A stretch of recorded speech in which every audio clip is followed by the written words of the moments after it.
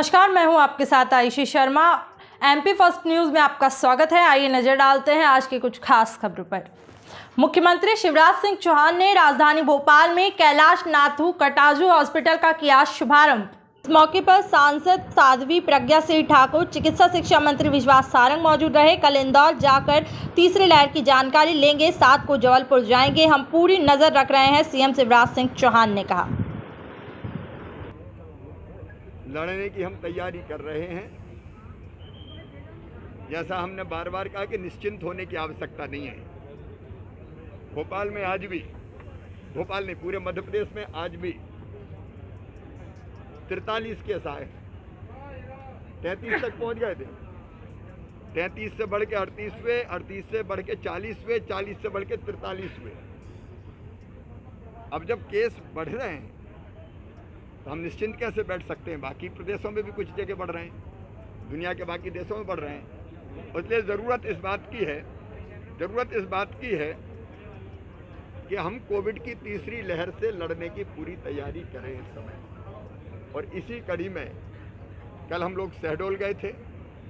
हाँ, तीसरी लहर की शहडोल संभाग की व्यवस्थाएं मैंने देखी। आज ये कैलाशनाथ काटजू अस्पताल में 200 कोविड डेडिकेटेड बिस्तर तैयार हुए, जिनमें से 150 ऑक्सीजन बेड है और 50 आईसीयू बेड है। इसके साथ भोपाल में बाकी अस्पतालों में भी क्या व्यवस्था की जाएगी, उस पर भी हम लोग काम कर रहे हैं। कल मैं इंदौर जाऊंगा, 7 तारीख को जबलपुर जाऊंगा। मेरे मंत्री साथी भी लगातार इस काम में लगे।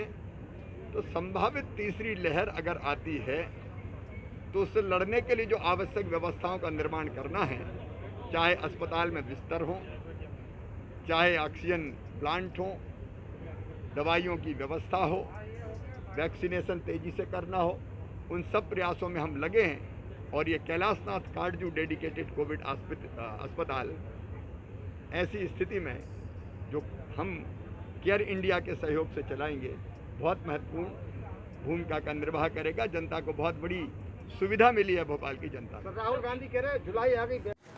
पूर्व मंत्री पीसी शर्मा का बयान। प्राइवेट केयर को अस्पताल का संचालन देने पर बोले, जो पहले से यहां डॉक्टर और नर्स का स्टाफ कार्यरत था, अगर उसको यहां से डिस्टर्ब करने का काम किया गया तो हम इसका विरोध करेंगे। प्रद्युम्न सिंह तोमर के बारे में तो कह दिया उनके मंत्रिमंडल की सदस्य यशोदा राजे सिंधिया जी ने कि खंभों में चढ़ने से या स्टेज से गिरने से कुछ नहीं होगा। जनता की वो समस्या हल होना चाहिए कि 3 महीने के अंदर जो बिजली के बड़े बड़े बिल आ गए लोगों के, और देने की स्थिति में नहीं है क्योंकि लॉकडाउन था, वो बिजली के बिल माफ़ किए जाएँ। अहंकार किसका होगा ये नहीं बताया, किस बात का अहंकार हुआ होगा? देखिए, इसकी बड़ी स्पेशल बात है, सुन लीजिए आप। सिंधिया से डील करने का कांग्रेस का अलग वो था। ये बीजेपी में जाके समझ नहीं पाया कि बीजेपी में सिंधिया से कैसे उनसे वार्तालाप किया जाए, उसमें फेल हो गया। जुलाई आ गई लेकिन वैक्सीन नहीं आई। राहुल गांधी की ट्वीट पर मुख्यमंत्री शिवराज सिंह चौहान का पलटवार। अज्ञानता को समाप्त करने के लिए वैक्सीन का कोई डोज तो होता ही नहीं है। सभी देख रहे हैं देश में रोज कितनी वैक्सीन लग रही है, उसके बाद भी अगर ऐसी बात करते हैं तो अज्ञानता के अलावा कुछ नहीं है। अब अज्ञान को समाप्त करने की कोई वैक्सीन का डोज तो होता नहीं है। और रोज देश में देख रहे हैं कितनी वैक्सीन लग रही है। इसके बाद मुझे लगता है कि ऐसी बात अगर करते हैं तो अज्ञानता के अलावा कुछ नहीं। पुलिस टीम के हाथ लगी बड़ी सफलता, 24 घंटे के अंदर आरोपी को किया गिरफ्तार।